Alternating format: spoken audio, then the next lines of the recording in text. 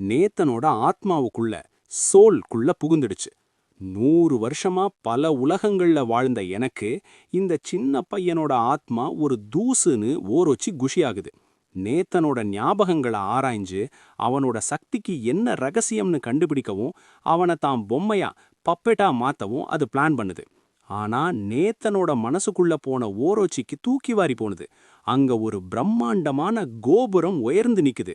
திடீர்னு அந்த கோபுரத்துல இருந்து ஒரு மின்னல் சரையல்னு ஓரோச்சிய தாக்குது.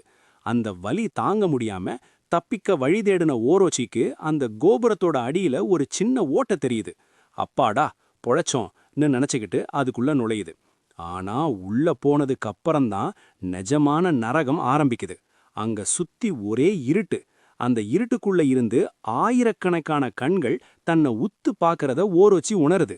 அந்த சுவத்துல இருக்கிற ஒவ்வொரு கண்ணும் சுசானோவை விட பலசாலி அரக்கர்களோடதுன்னு புரிஞ்சப்போ ஓரோச்சி மரண பயத்துல அலறுது. இந்த கோபுரத்துக்குள்ள தெய்வங்களையேவா சிறை வச்சிருக்கான் இவன்? நான் அது நடுங்குது. அடுத்த நொடி ஓரோச்சி தாங்க முடியாத வலியில தன் தலைய பிடிச்சுக்கிட்டு தரையில விழுந்து பொரளுது. நேத்தன் அமைதியா இதை பார்த்துக்கிட்டு இருக்கான். அதே சமயம் வெளிய லே கூடவும் கரடி கூடவும் சண்டை போட்டுக்கிட்டு இருந்த மத்த பாம்பு தலைங்களும் வலியால துடிக்குதுங்க. கண்ணுல இருந்து ரத்தம் வழிய அந்த பாம்புகள் எல்லாம் ஓரோச்சியோட உடம்புல வந்து ஒட்டிக்குது. ஓரோச்சிக்கு தான் எதை பார்த்தோம்னு கூட ஞாபகம் இல்ல. அந்த கோபுரத்தோட ரகசியம் அந்த அளவுக்கு பயங்கரமானது. அது ஒரு மனநலம் பாதிச்சவன் மாதிரி யாரோ வர்றாங்க காப்பாத்துங்கன்னு உளர ஆரம்பிக்குது. நேத்தனுக்கே இது ஆச்சரியமா இருக்கு. இவன் என் மனசுக்குள்ள புகுந்து அந்த கோபுரத்தோட 4வது மாடி வரைக்கும் போயிட்டான் போல, அதான் இப்படி பைத்தியம் பிடிச்சிடுச்சுன்னு நினைக்கிறான். ஆனா அந்த நிமிஷம் நேத்தனுக்கு ஏதோ ஒரு விசித்திரமான உணர்வு ஏற்படுது. யாரோ தன்னை உத்து பார்க்கற மாதிரி ஒரு தோற்றம். எல்லாரும் நிமிர்ந்து வானத்தை பார்க்கறாங்க. அங்க இருந்த அந்த இரத்த நிலவு மெல்ல மெல்ல மறைய ஆரம்பிக்குது. நிலவுக்கு பதிலா வானத்துல ஒரு பிரம்மாண்டமான கண் மெதுவா திறக்குது. சிட்டியில இருக்கிற மத்த ஜனங்களும் இத பார்த்துட்டு அலறாங்க. ஒரு சின்ன பொண்ணு தான் அம்மா கிட்ட வானத்தை காட்டி அழுகிறா. அந்த பெரிய கண்ணுல இருந்து வெளிப்படுற அந்த பயங்கரமான சக்தி பூமியையே நடுங்க வைக்குது. அந்த மர்மமான கண் பூமியில இருக்கிற லட்சக்கணக்கான மனுஷங்கள்ல நேத்தனை மட்டும் குறிப்பா கவனிக்குது. அந்த வானத்துல இருந்த பிரம்மாண்டமான கண் சுசானோவோடதுன்னு டைனி ஆமை உணர்ந்தப்போ அதோட உடம்பே நடுங்க ஆரம்பிச்சிடுச்சு. பைத்தியம் பிடிச்ச நிலையில இருந்த ஓரோச்சி, என்கிட்ட ஒரு ரகசியம் இருக்கு, அத சொல்லியே ஆகணும்னு கத்திக்கிட்டே அந்த வானத்துல இருக்கிற கண்ணை நோக்கி பாயுது. லே அதை தடுக்க போனான். ஆனா ஏதோ ஒரு கண்ணுக்கு தெரியாத சக்தி இடியரசனை அப்படியே தரையோடு தரையா அமுக்கிடுச்சு. சுசானோவோட அந்த பயங்கரமான இருள் கலந்த சக்தி நம்ம ஹீரோக்களை நிலைகுலைய வைக்குது. ஆனா கருப்பு கரடிக்கு ஒண்ணு மட்டும் புரிஞ்சுது. இப்படியே நின்னா அவன் முழுசா உயிர் பெற்று வந்துடுவான், நாம ஏதாவது செஞ்சே ஆகணும்னு கத்துது. நேத்தன் நிலைமைய உணர்ந்து தன் நெருப்பு வாள உருவி மின்னல் வேகத்துல ஓரோச்சி மேல பாயிறான். ஒரே வெட்டுல ஓரோச்சியோட தலைய துண்டாக்குறான். அதோட ஆன்மா தப்பிச்சு போய் சுசானோ கிட்ட ரகசியத்தை சொல்லிடக்கூடாதுங்கிறதுக்காக அந்த ஆன்மாவை அப்படியே பிடிச்சு தன் மாய கோபுரத்துக்குள்ள இருக்கிற 6 நரக சிறைகள்ல ஒண்ணுல அடைச்சிடுறான். அப்பாடா, ஒரு வழியா பிரச்சனை முடிஞ்சதுன்னு நேத்தனோட ஆளுங்க நிம்மதி பெருமூச்சு விடுறாங்க. ஆனா அந்த சந்தோஷம் ஒரு நிமிஷம் கூட நீடிக்கல. திடீர்னு பூமி அதிருது. சுசானோ பூமியில நடக்கிறத பார்த்து செம கடுப்பாயிட்டான். நேத்தனோட உடம்பே நடுங்குது. வானத்துல இருந்து ஒரு கர்ஜனை கேக்குது. என் கட்டளையை மீற உங்களுக்கு எவ்வளவு தைரியம்? நேத்தனோட கோபுரத்தை சுத்தி இருக்கிற மின்னல்கள் வெறித்தனமா வெட்ட ஆரம்பிக்குது. சுசானோ முழுசா பூமிக்கு இறங்கிட்டான்னு நேத்தனுக்கு புரிஞ்சிடுச்சு. என் சக்தி எல்லாம் தீந்துட்டே வருது, நீங்க எல்லாரும் ஓடுங்க, நான் இவனை பாத்துக்கிறேன்னு நேத்தன் கண் ஆளுங்களை எச்சரிக்கிறான். நேத்தன் பழைய ஞாபகங்களை யோசிச்சு பாக்குறான். முந்தன ஜென்மத்துல ஓரோச்சி நடுராத்திரியில தான் வருவான். ஆனா ஜேம்ஸ் பண்ண வேலையால இப்போ முன்னாடியே வந்துட்டான். இதனால சுசானோவும் சீக்கிரம் வந்துட்டான். இப்போ அந்த பாதுகாப்பு வேலி மொத்தமா உடைஞ்சிடுச்சு. மனுஷங்க போதுமான பலம் அடையற வரைக்கும் இந்த வேலி தடுத்திருக்கணும். ஆனா இப்போ எல்லாம் போச்சுன்னு டைனியாமை பயப்படுது. அடுத்த நொடி ஒரு பிரம்மாண்டமான வெடிப்பு. நேத்தன் இருந்த இடமே தரைமட்டமாகுது. ஜூவோட பில்டிங்ல இருந்த ஷெல்லி அந்த சத்தத்துல காது அடைச்சு போய் துடிக்கிறா. தன் ஊசி வித்தைய பயன்படுத்தி காதுகளையும் உடம்பையும் ஓரளவுக்கு பாதுகாத்துக்கிறா. ஆனா அண்ணன் நேத்தன் அந்த வெடிப்புல சிக்கிக்கிட்டாரேன்னு அவளுக்கு அழுக வருது. புகை மூட்டம் விலகி பார்த்தப்போ நேத்தன் தரையில அசைவில்லாம கிடக்கிறாரு. ஷெல் கண்ணுல இருந்து ரத்தம் கலந்த கண்ணீர் வருது.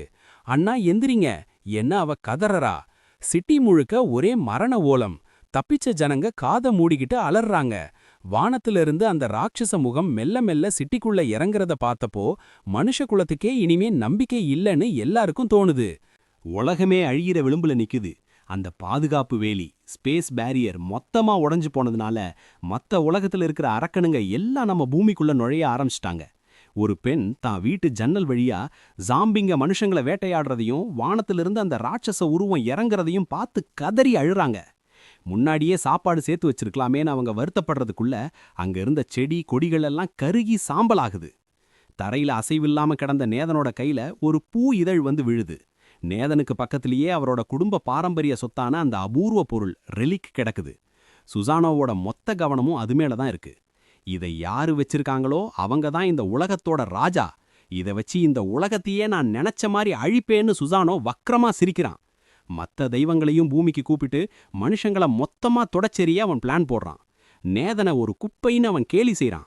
சுசானோ உன் கையாலேயே எல்லா மனுஷங்களையும் சாவடிப்பேன்னு மிரட்டிட்டு பயங்கரமா சிரிக்கும்போது நேதன் மெதுவா எந்திரிக்கிறான். எந்திரிச்ச நேதன் பயப்படாம சுசானோவை பாட்டு தன் நடுவிரலை காட்டி மிடில் ஃபிங்கரை காட்டி கெத்தா சிக்னல் கொடுக்கறான். மரியாதையா உன் சாபத்துக்குள்ளான தீவுக்கே ஓடி போயிடுன்னு நேதன் கத்த அந்த பாரம்பரிய பொருளை வானத்துல தூக்கி போடுறான். அதிலிருந்து ஒரு பிரம்மாண்டமான ஒளி பிழம்பு கிளம்பி வானத்தையே ரெண்டா பிளக்குது. அந்த வெளிச்சத்துக்கு நடுவுல இருந்து ஒரு மர்மமான ஆள் வர்றான். நீளமான முடியோட உடம்பெல்லாம் ஒளியோட ஒரு இளைஞன் தோன்றான். அவனை பார்த்ததும் சுசானோவுக்கு மரண பயம் வந்துருச்சு.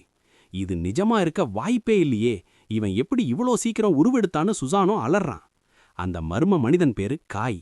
அவன் ஒரு பிரம்மாண்டமான வில்ல உருவாக்குறான். இதுதான் விடியலின் ஆரம்பம்னு சொல்லிட்டு 10 சூரியன்களைப் போல ஒளியை உமிழும் அம்புகளை தயார் செய்றான். சுசானோ தடுத்து நிறுத்த பார்க்கறான். ஆனா காய் அசால்ட்டா ஒரு நெருப்பம்ப வில்லுல பூட்டி அடுத்த வாட்டி ஒருத்தன் வீட்டுக்கு வரும்போது எப்படி நடந்துக்கணும்னு கத்துக்கோன்னு சொல்லிட்டு அம்ப விடுறான். சுசானோ நான் ஒரு தெய்வண்டான்னு கத்திக்கிட்டே தனக்கு முன்னாடி ஒரு பாதுகாப்பு வேலியை உருவாக்குறான். ஆனா அந்த அம்பு அந்த வேலியை ஒரு பேப்பர் மாதிரி கிழிச்சிக்கிட்டு போய் சுசானோவோட வலது கண்ணை துளைக்குது. சுசானோ வலியில துடிக்கிறான். காய் நக்கலா சிரிக்கிறான். தெய்வமா நீயா? நான் இதுவரைக்கும் எத்தனையோ தெய்வங்களை கொன்னிருக்கேன், அதுல நீ தான் ரொம்ப வீக்கான ஆளுன்னு சொல்லிட்டு ஒரே நேரத்துல 3 அம்புகளை வில்லுல பூட்டுறான். அடுத்த நொடி அந்த அம்புகள் சுசானோவோட 2வது கண்ணையும் பதம் பாக்குது. இப்போ சுசானோ 2 கண்ணும் தெரியாம குருடாயிட்டான். இருந்தாலும் அந்த அரக்கன் விடாம சிரிக்கிறான். நான் இப்ப பாதுகாப்பா தான் இருக்கேன்னு ஏதோ ஒரு தந்திரத்துல நம்புறான். சுசானோ குருடான பிறகும் தன் அகங்காரத்தை கைவிடவில்லை. என்னை பாதுகாக்கும் இந்த உலக வேலியை உன்னால் உடைக்க முடியாது என்று அவன் சவால் விட்டான். ஆனால் அடுத்த நொடியே காய் அவனுக்கு நேர் முன்னால் வந்து நின்றதைக் கண்டு அவன் ஆடிப்போனான். காய் அந்த பூர்வீக சொத்திலிருந்து கருப்பு நிறத்தில் நெருப்பு பிழம்புகள் கக்கும் ஒரு வாளை உருவினான். அந்த வாளின் அதிர்வை கண்ட சுசானோ, இது ஹோசியான் வாள் அல்லவா? அப்படியானால் நீ மனுஷ குலத்தின் சக்கரவர்த்திதானா என்று மரண பயத்தில் அலறினான். பல கோடி ஆண்டுகளுக்கு முன்னரே காய் மற்ற தெய்வங்களை வழிநடத்திச் சென்று சுசானோவை வெளிப்பரிமாணத்தில் சிறை வைத்தது சுசானோவுக்கு நினைவுக்கு வந்தது. என்று இந்த உலகவேலி உடைகிறதோ அன்று உன் அழிவு தொடங்கும் என்று காய் அன்று சொன்னது இன்று பலிக்கப் போகிறது. காய் தன் வாளை ஓங்கி வீச சுசானோ அப்படியே 2ஆக பிளக்கப்பட்டான். அந்த பிளவிலிருந்து கொப்பளித்த அபாரமான ஆற்றல் பூமிக்குள் பாய்ந்தது. சிதறிய சுசானோவின் நீல நிற ரத்தம் மழை போல பூமியில் பொழியத் தொடங்கியது. அந்த இரத்தத் துளிகள் பட்ட இடமெல்லாம் அதிசயம் நடந்தது. சுசானோவின் கர்ஜனையால் காது செவிடாகிப் போயிருந்த பலருக்கு கேட்கும் திறன் திரும்பியது. ஒரு தாய் தன் மகளை காணாமல் தேடி அலைந்தபோது அந்த சிறுமி ஒரு ஜாம்பிக் கூட்டத்திற்கு நடுவில் பயமே இல்லாமல் நின்று கொண்டிருந்தாள். அவள் தன் கைகளில் தேங்கியிருந்த சுசானோவின் நீல இரத்தத்தை குடித்துக் கொண்டிருந்தாள். தாய் பயந்து கத்தியபோது அந்த சிறுமி சிரித்துக்கொண்டே, அம்மா, எல்லாம் சரியாகிவிட்டது என்றாள். அவள் கண்கள் மர்மமான ஒளியுடன் மின்னின. அடுத்த நொடி அவள் முதுகிலிருந்து பற்கள் கொண்ட விசித்திரமான கரங்கள் முளைத்து ஜாம்பிக்களை தின்னத் தொடங்கின. சுசானோவின் இரத்தம் மழையாக பெய்ததால் பூமியிலிருந்த பல சாதாரண மனிதர்களுக்கு சூப்பர் பவர் கிடைத்தது. தியோ என்பவன் தன் உடலில் இருந்த தழும்புகளெல்லாம் மறைந்து சக்தி அதிகரிப்பதைக் கண்டு உற்சாகமடைந்தான். வானம் என் பக்கம் இருக்கிறது என்று கத்தியபடி அவன் ஜாம்பிக்களை வேட்டையாடத் தொடங்கினான். அவனை பார்த்தவர்கள் இவன்தான் மிகச்சிறந்த வீரன் என்று போற்றினார்கள். பூமியின் வானம் இப்போது 2ஆக பிளவுபட்டு கிடந்தது. அந்த பக்கத்தில் இருக்கும் மேலுலகம் இப்போது எல்லோருக்கும் தெரிந்தது. மனுஷகுல சக்கரவர்த்தியான காய் அந்த பிளவின் வழியாக 5 பாதைகளின் தெய்வங்களே, என் வார்த்தையை கேளுங்கள் என்று கட்டளையிட்டான். இந்த உலகவேலியை உருவாக்கியவன் நான். இனி ஒரு தெய்வம் கூட பூமியை நெருங்கக்கூடாது. மீறினால் அடுத்த நொடியே உங்கள் உயிர் பிரியும். ஒருவேளை சிறு அரக்கர்கள் எவராவது தப்பித்தவறி பூமிக்குள் நுழைந்தால் அவர்கள் அங்கே அழைக்கப்படாத விருந்தினராக கவனிக்கப்படுவார்கள் என்று காய் எச்சரிக்க அந்த தெய்வங்கள் பயந்து பின்வாங்கின. இப்போது சக்கரவர்த்தி காய்க்கு பூமியில் செய்ய வேண்டிய மிக முக்கியமான ஒரு வேலை எஞ்சியிருந்தது. வானத்தில் ஏற்பட்ட அந்த பிளவை ஆராய்ந்த காய் நிலைமை மோசமாக இருப்பதை உணர்ந்து உடனடியாக செயல்பட்டார். தன்னிடம் இருந்த மிக விலையுயர்ந்த விண்ணுலக கற்களில் ஒன்றை எடுத்து அந்த பிளவை நோக்கி வீசினார். அடுத்த சில வினாடிகளில் வானத்தில் இருந்த அந்த பிரம்மாண்டமான ஓட்டை மெல்ல மெல்ல சுருங்கத் தொடங்கி முழுவதுமாக மூடிக்கொண்டது. நீல நிற இரத்தமழை நின்றது. மேகங்கள் களைந்து சூரியன் தன் பொற்கதிர்களால் அந்த நகரத்தை நனைத்தது. இந்த மனுஷ உலகத்தை பார்க்க நான் சலிப்பதே இல்லை என்று காய் ரசித்துக் கொண்டிருக்கும் போது நேதன் அவர் முன்னால் வந்து நின்றார். காய் நேதனிடம், நீ கேட்டபடியே நான் வேலியை சரி செய்துவிட்டேன். ஆனால் தீய தெய்வங்கள் மீண்டும் வராது என்று என்னால் உறுதியளிக்க முடியாது. அவர்கள் அனைவரும் ஒன்றாக திரண்டு தாக்கினால் இந்த உலகம் தாங்காது என்று எச்சரித்தார். அதற்கு நேதன், ஏமாற்றுவது மனித இயல்பு. தெய்வங்களும் அப்படியே செய்வார்கள் என்று எனக்கு தெரியும். ஆனால் சுசானோவின் மரணம் அவர்களுக்கு ஒரு பாடமாக இருக்கும். அவர்கள் மீண்டும் வர நீண்ட காலம் பயப்படுவார்கள் என்றார். நேதனின் புத்திசாலித்தனத்தை பாராட்டிய காய், என் ஆன்மா சிதைந்துவிட்டது, இனி எல்லாம் உன் கையில்தான் இருக்கிறது என்று அவர் கூற, நேதன் ஒரு நிமிடம் தயங்கினாலும் தைரியத்தை வரவழைத்துக் கொண்டு காயின் கைகளைப் பற்றி உறுதியளித்தார். இந்த மனுஷ உலகம் ஒருபோதும் வீழாது என்று. நேதனை பார்த்து ஒரு புன்னகையை சிந்தியபடி மனுஷகுல சக்கரவர்த்தி காய் மெல்ல மெல்ல காற்றில் கரைந்து மறைந்தார். அவர் மறைந்ததும் நேதனுக்கு ஒருவித மன அழுத்தம் ஏற்பட்டு உடல் சோர்வால் அப்படியே தரையில் சரிந்தார். ஷெல்லி ஓடிவந்து தன் அண்ணனை தாங்கிக் கொண்டாள். அப்போது அவர்களுக்கு அருகில் ஒரு சிறிய பலகை கிடப்பதை கண்டாள். அதிலிருந்து கிளம்பிய புகை அந்த பொருளிடம் இருக்கும் அபாரமான சக்தியை உணர்த்தியது. இதே நேரத்தில் வெளி உலகத்தில் தீய தெய்வங்கள் கூடி பேசிக் கொண்டிருந்தன. 3000 ஆண்டுகளாகியும் அந்த மனுஷ சக்கரவர்த்தி இன்னும் பலசாலியாகவே இருக்கிறான். அவன் மட்டும் இல்லையென்றால் நாம் எப்போதோ அந்த உலகச் சுவரை தாண்டி சுதந்திரமாக திரிந்திருப்போம் என்று ஒரு தெய்வம் பொறாமையுடன் கூறியது. அவசரப்படாதீர்கள், அந்த சுவர் இப்போதோ அல்லது பின்னரோ விரிசலடையத்தான் போகிறது. நாம் நீண்ட காலம் காத்திருக்க தேவையில்லை என்று ஒரு தெய்வம் வஞ்சகமாக சிரித்தது. நேதனும் சக்கரவர்த்தியும் ஒன்றாக இருக்கும்போது அவர்களை வீழ்த்துவது கடினம். ஆனால் இப்போது நேதன் தன் எல்லையை காக்க அங்கேதான் இருப்பான்.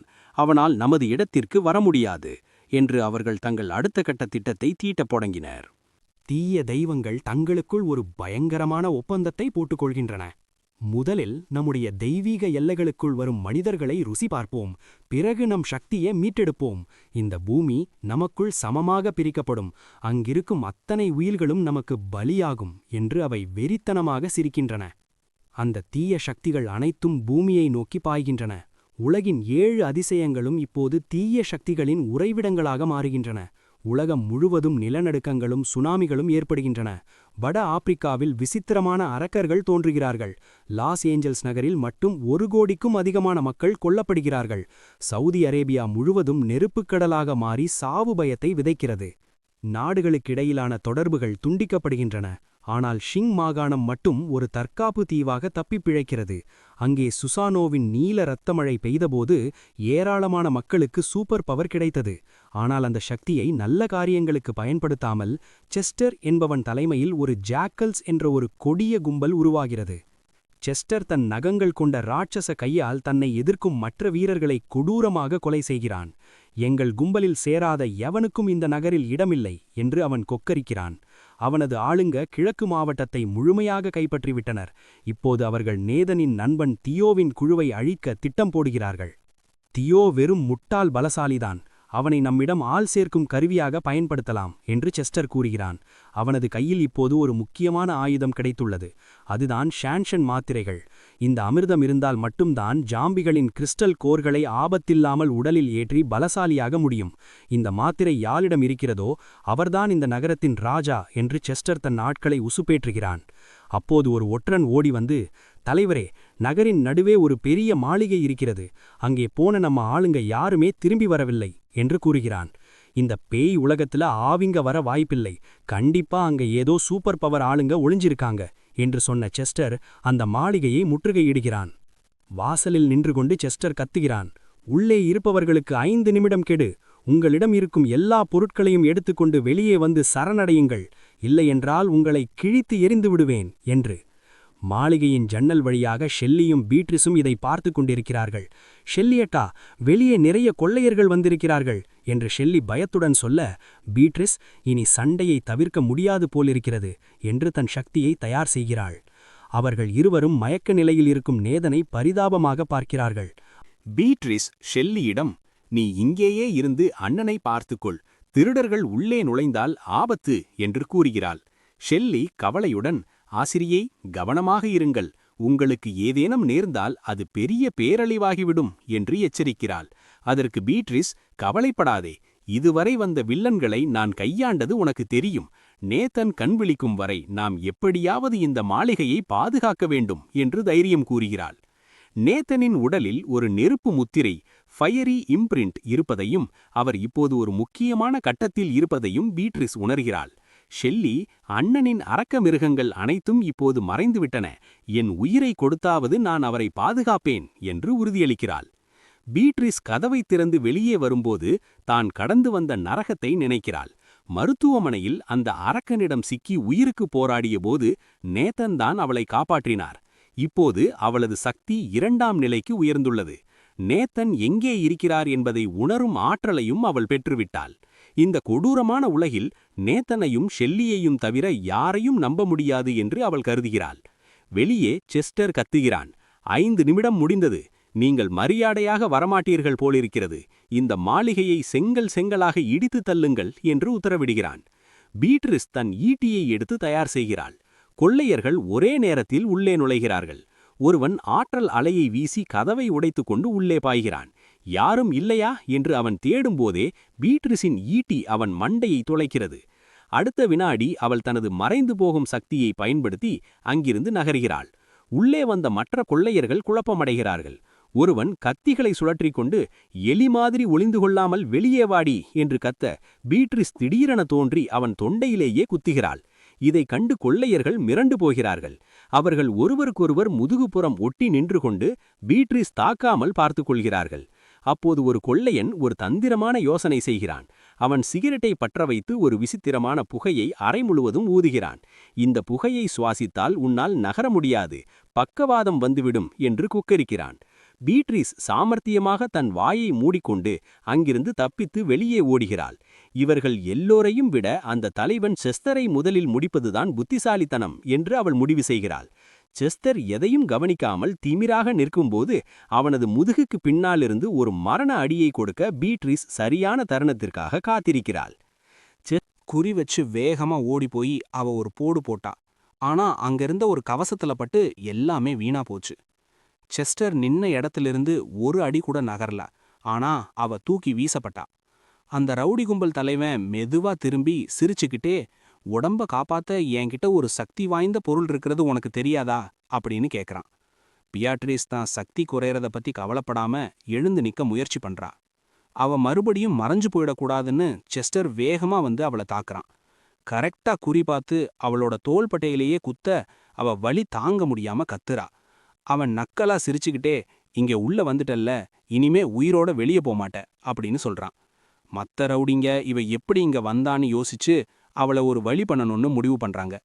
மேல யாரோ ஒரு பொண்ணு இருக்கா, எல்லாரும் சேர்ந்து அவளை அட்டாக் பண்ணுங்கன்னு ஒருத்தன் சொல்றான். பியாட்ரிஸ் ஜன்னல் வழியா பார்த்து, ஷெல்லி, தயவு செஞ்சு அவங்க கண்ணில் படாம தப்பிச்சிடுன்னு மனசுக்குள்ள வேண்டிக்கிறா. ஷெல்லி தான் டீச்சரை பார்த்து அழுதுகிட்டே எப்படியாவது இந்த வலையிலிருந்து அவங்க தப்பிக்கணும்னு நினைக்கிறா. ஆனா அடுத்த நிமிஷமே ஒரு கும்பல் அவ ரூம்குள்ள புகுந்து அவளை பிடிக்க வராங்க. ஷெல்லி ஒரு சின்ன கத்திய வரவழைச்சு தூர போங்கன்னு மிரட்டுறா. ஆனா அவன் நிலைமை ரொம்ப மோசமா இருக்கு. பார்க்க நல்லா இருக்காளே, இன்னைக்கு நமக்கு நல்ல வேட்டை தான்னு அந்த ரவுடிங்க பேசுறாங்க. ஷெல்லி பயத்துல நடுங்க ஆரம்பிக்கிறா. அவ கை காலெல்லாம் உதறுது. அப்போ ஒருத்தன் ஜன்னலை உடைச்சுக்கிட்டு உள்ள வந்து, என்னால இனிமே பொறுக்க முடியாதுன்னு சந்தோஷமா சொல்றான். அப்போ அங்க பெட்ல ஒருத்தன் உடம்பு முடியாம படுத்திருக்கிறத பாக்குறாங்க. ஷெல்லி அவனை தடுத்து நின்னுகிட்டு, என் தம்பிக்கு ஒரு ஆபத்தும் வரவிட மாட்டேன்னு சொல்றா. அந்த ரவுடிங்க பக்கத்துல வந்து, உன் தம்பிய நாங்க ஒன்னும் பண்ண மாட்டோம், கவலைப்படாதன்னு சொல்றாங்க. ஆனா உன் தம்பி முன்னாடியே உன்னை நாங்க தொடப் போறோம்னு மிரட்டுறாங்க. பியாட்ரிஸ் எப்படியாவது மறைஞ்சு போய் தப்பிக்கணும்னு நினைக்கிறா. அதை கவனிச்ச செஸ்டர் அவளுக்கு இன்னும் வலிக்கணும்னு அந்த கத்திய பலமா அழுத்துறான். உனக்கு வலிச்சுக்கிட்டே இருந்தா உன்னால சக்தியை சேர்க்க முடியாது, அப்புறம் எப்படி மறைஞ்சு போவ அப்படின்னு கேட்குறான். உன் ஆளுங்களை என் பசங்க எப்படி வச்சு செய்யறாங்கன்னு வேடிக்கை பாருன்னு சொல்றான். இப்போ அந்த பெட்ல இருக்கிறவன் கை காலையெல்லாம் வெட்டி நாய்க்கு போட போறேன்னு மிரட்டுறான். உன் சக்தி சூப்பரா இருக்கு, என் கூட சேர்ந்துடு, எனக்கு பொண்ணா இருந்தா உன்னை விட்டுடுறேன்னு சொல்றான். அவங்க 10லிருந்து 0 வரைக்கும் எண்ண ஆரம்பிக்க பியாட்ரிஸ் தப்பிக்க வழி தேடுறா. அதுக்குள்ள மத்தவங்க ஷெல்லிய பிடிச்சு அவளை கொடுமைப்படுத்த ரெடி ஆயிட்டாங்க. செஸ்டர் கவுண்டவுன் சொல்லிக்கிட்டே இருக்கான். ரவுடிங்க அவளை நெருங்குறாங்க. நேத்தன் அசையாம படுத்திருக்கான். ஆனா அவன்கிட்ட இருந்த அந்த ஒரு பொருள் நகர ஆரம்பிக்குது. திடீர்னு அந்த ரூம் முழுக்க ஒரு கருப்பு புகை மாதிரி சக்தி பரவுது. அதை பார்த்து ரவுடிங்க அப்படியே உறைஞ்சு நிக்கிறாங்க. எங்கிருந்தோ ஒரு பெரிய கோபுரம் வருது. வானம் முழுக்க மேகம் மூடி மின்னல் அடிக்குது. நேத்தனை சுத்தி ஒரு பாதுகாப்பு கவசம் உருவாகுது. அதிலிருந்து பயங்கரமான வெளிச்சம் வருது. செரினிட்டி இப்பதான் புரியுதுன்னு சொல்லி, நாம ஏன் இங்க மாட்டிக்கிட்டோன்னு இப்பதான் தெரியுது, இந்த நகரம்தான் அதுக்கு காரணம்னு சொல்றா. அப்போ அந்த கோபுரத்திலிருந்து ஒரு குரல், எங்களையே பகடக்காயா மாத்த துணிஞ்சவங்கள பழி வாங்கணும், இவங்கள விட்டுடுங்கன்னு கட்டளையிடுது. பெரிய குற்றங்கள் செஞ்ச பெரிய அரக்கர்கள் இங்கதான் அடைக்கப்பட்டிருக்காங்கன்னு செரினிட்டி சொல்றா. மனுஷங்களுக்கெல்லாம் தலைவனா இருந்த அந்த சக்கரவர்த்தி கடவுளுக்கே எதிரா நிக்கிறதுக்காக வச்சுட்டு போன நெருப்பு பொறிதான் இந்த அரக்கர்களை அடக்கிற கோபுரம்னு அவ சொல்றா. பெரிய பெரிய அசுரர்களும் பாவம் செஞ்ச தெய்வங்களும் அந்த சக்கரவர்த்தியோட கண்ணுல படாம தப்பிக்கிறதுக்காக மறைஞ்சு இருக்கிற இடமே இதுதான். அந்த கோபுரத்தை சுத்தி ஏகப்பட்ட சங்கிலிங்க பின்னிக்கிட்டு ஒவ்வொரு பக்கமும் இழுக்க ஆரம்பிக்குது. அதனால அந்த இடமே நடுங்குது. அந்த அசுரக்கரடி இந்த கோபுரத்தை பார்த்து இது இன்னும் எவ்வளவு நேரத்துக்கு தாங்கும்னு யோசிக்குது. கடவுளோட திட்டத்தை இவங்க நிறைவேத்தினா பல்லாயிரக்கணக்கான அசுரங்க பலியாகிடுவாங்கன்னு அந்த குழந்தை சொல்லுது. ஆம சொல்றத உன்னிப்பா கேக்குறான். இந்த சிறைச்சாலையோட தலைவனுக்கு போக போக பாதை இன்னும் கஷ்டமா இருக்கும்னு அது சொல்லுது. நேத்தன் அந்த ஒரு கவசத்துக்குள்ள மயக்கத்திலேயே மெதுவா அந்த கோபுரத்தை நோக்கி போறான். செரினிட்டி அவனை ஆச்சரியமா பார்த்துட்டு இந்த ஜெயில் தலைவன் ஏன் இன்னும் முழிக்க மாட்டேங்கிறான்னு யோசிக்கிறா. அப்போ அவளுக்கு சில விசித்திரமான சத்தங்களும் வெளியே செஸ்டர் சொல்ற அந்த கவுண்டவுனும் கேக்குது. வெளியே ஏதோ பெரிய பிரச்சனை நடக்குது போல, ஆனா நம்மால இந்த கோபுரத்தை விட்டு வெளியே போக முடியலையேன்னு செரினிட்டி சிரிச்சுக்கிட்டே சொல்றா. ஆனா நேத்தன் அந்த கோபுரத்துக்கு பக்கத்துல போக போக அவனோட சக்தி இன்னும் பிரகாசமா எரிய ஆரம்பிக்குது. மெதுவா அந்த கவசம் அங்கங்க உடைய ஆரம்பிக்குது. அவன் முழிக்க போறான்னு அது காட்டுது. அங்க இருக்கிற அசுரங்க எல்லாரும் இவன் எப்போ கண்ணு முழிப்பான்னு காத்துக்கிட்டுக்கிட்டாங்க. ஒரு கட்டத்துல அந்த மேல இருந்த கவசம் மொத்தமா மறைஞ்சிடுச்சு. ஆனா நம்ம ஹீரோ இன்னும் கண்ணை திறக்கல. இங்க வெளியே செஸ்டரோட கவுண்டவுன் முடிய போகுது. இன்னும் ஒரே ஒரு செகண்ட் தான் பாக்கி இருக்கு. நேத்தன் ஒரு வழியா கண்ணை திறந்து தன் நண்பர்களை அந்த ரவுடிங்க கிட்ட இருந்து காப்பாத்தணும்னு புரிஞ்சுக்கிறான். இந்த மனசுக்குள்ள இருக்கிற உலகத்தை விட்டுட்டு நிஜ உலகத்துக்குள்ள நுழைய வேகமா முன்னேறி வர்றான். அவ ஒத்துக்கல. அதனால இனிமே நம்ம வேலைய காட்ட வேண்டியதுதான்னு செஸ்டர் சந்தோஷமா கத்துறான். அந்த ரவுடிங்க எல்லாரும் நேத்தனை போட்டு தள்ளலான்னு வேகமா பாயறாங்க. ஆனா அடுத்த நிமிஷம் அவங்க நினைச்சது நடக்காம எல்லாரும் அப்படியே சிலையாட்டம் உறைஞ்சு நிக்கிறாங்க. சட்டுன்னு ஒரு பயங்கரமான வெடிச்சத்தம் நேத்தன் படுத்திருந்த பெட்ல இருந்து அந்த ரவுடிங்க எல்லாரையும் தூக்கி வீசுது. அந்த வெடிப்புல மேல இருக்கிற கூரையே பிச்சுக்கிட்டு போகுது. என்னடா நடக்குது இங்கன்னு செஸ்டர் மிரண்டு போய் கேக்குறான். ஒரு வழியா அவன் முழிச்சிட்டான்னு பியாட்ரிஸ் சந்தோஷத்துல கத்துறா. யாருடா அவன்னு செஸ்டர் கேக்குறான். அந்த அடிபட்டு கிடக்கிற ரவுடிங்களுக்கு நடுவுல கெத்தா நின்னுக்கிட்டு உன் உயிரை எடுக்க வந்தவன்தான்டா நான்னு நேத்தன் சொல்றான். நேத்தனோட பவரை பார்த்து செஸ்டர் பயந்து போய் பக்கத்துல வராத, வந்தா அவளை கொன்னுடுவேன்னு மிரட்டுறான். நேத்தன் தான் சக்தியை பயன்படுத்த கைய தூக்க ஷெல்லி பயத்துல பியாட்ரிஸ பாக்குறா. அந்த வில்லனோட கண்ணுலையும் வாயிலையும் இருந்து ஒரு பயங்கரமான வெளிச்சம் வெளியே வருது. அவன் அதை தடுக்க பாக்குறான். ஆனா அவன் விதி முடிஞ்சு போச்சு. இனிமே அவனை யாராலையும் காப்பாத்த முடியாது. அந்த அயோக்கியனோட விதிய தான் உள்ளங்கையில வச்சு நசுக்கிற மாதிரி நேத்தன் கைய மூடுறான். செஸ்டர் ஒரு தீக்குச்சி மாதிரி சட்டுன்னு பத்தி எரிய ஆரம்பிக்கிறான். நரக நெருப்புல சிக்கி தவிக்க ஆரம்பிக்கிறான். என்னடா ஆச்சு, யாருடா இவன்னு மத்த ரவுடிங்க குழம்பி போய் கேக்குறாங்க. அவங்க கிட்ட சக்தி ஏத்துற மாத்திரைங்க இருக்கிறதால பயப்படாம நேத்தனை அட்டாக் பண்ண வர்றாங்க. உங்க சத்தம் ரொம்ப எரிச்சலா இருக்குடான்னு நேத்தன் சலிப்பா சொல்றான். அவன் சும்மா கைய அசைச்சதுக்கே நெருப்பு அப்படியே ஒரு வளையமா பரவி எல்லா ரவுடிங்க மேலையும் தீய வைக்குது. இவன் என்னடா இவ்ளோ பவர்ஃபுல்லா இருக்கான்னு அலறிக்கிட்டு ரவுடிங்க ஓடுறாங்க. ஒரு சில பேர் தப்பிச்சிட்டோம்னு நினைச்சு சந்தோஷமா வெளியே ஓடுறாங்க. ஆனா அடுத்த செகண்ட் அவங்களும் தீக்குச்சி மாதிரி எரியறாங்க. அவங்க தப்பிக்க ஒரு வாய்ப்பு கூட இல்ல. அந்த சக்கரவர்த்தி தான் உடம்ப வச்சு எதிரிய அழிச்சதுக்கு அப்புறம் புது சக்தி கிடைச்சத நேத்தன் உணர்றான். தன்னோட ஆன்மா 6வது நிலைக்கு போனதால இந்த ரவுடிங்கள முடிக்க ஒரே ஒரு அடி போதும்னு நேத்தனுக்கு புரியுது. செஸ்டர் அதுக்குள்ள மெல்ல தெளிவு வந்து ஒரு மாதிரியா பைத்தியக்காரத்தனமா சிரிச்சுக்கிட்டே நான் இன்னும் சாகலடான்னு கத்துறான். அவன் உடம்ப காப்பாத்த அவன்கிட்ட ஒரு பரம்பரை சொத்து இருக்கிறதா சவால் விடுறான். கையில ஒரு மணியை எடுத்துக்கிட்டு இது தன்னை எப்படியாவது இங்கிருந்து வேற இடத்துக்கு மாத்தி காப்பாத்திடும்னு நம்புறான். ஆனா அடுத்த செகண்டே பியாட்ரிஸ் தன் காயத்துல இருந்து உருவின கத்தியால அவன் கைய அப்படியே வெட்டி ஏறிறா. அவனை கேவலமா பார்த்துக்கிட்டு இது உனக்கு தேவைதான், உன்னோட விதிப்படி நீ இதை அனுபவிச்சுதான் ஆகணும்னு சொல்றா.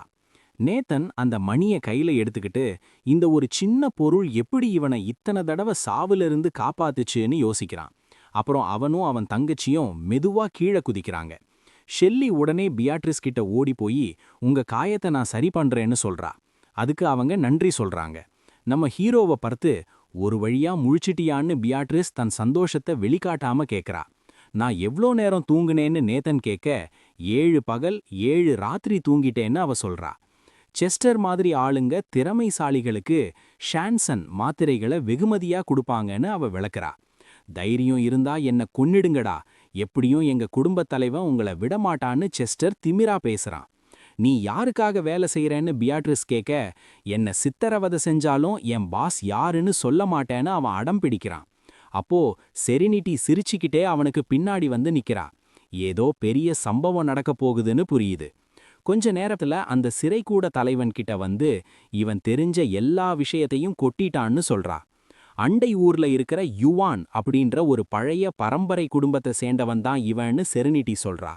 உலகத்தோட அழிவை அவங்களால முன்னாடியே கணிக்க முடியும், அதை வச்சு அவங்க லாபம் பார்க்கறாங்கன்னு அவ விளக்குறா. இது மட்டும் இல்ல, இன்னும் ஒரு முக்கியமான விஷயம் தெரிஞ்சதுன்னு சிரிச்சுக்கிட்டே சொல்றா. இவங்க ஒரு அபூர்வமான தாது சுரங்கத்தை கண்டுபிடிச்சிருக்காங்க, அதுக்குள்ள பழங்கால கடவுளுங்க வசிக்கிறதா சொல்றாங்கன்னு விவரிக்கிறா. அந்த ஆற்றல் கிடைச்சா சக்தியை இன்னும் அதிகமாக்கலாம், அரக்கர்களும் இன்னும் இங்க வரலன்னு நேத்தனுக்கு புரியுது. இந்த நகரத்துக்கு போய் இத பத்தி நாம இன்னும் ஆராயணும்னு நேத்தன் சொல்றான்.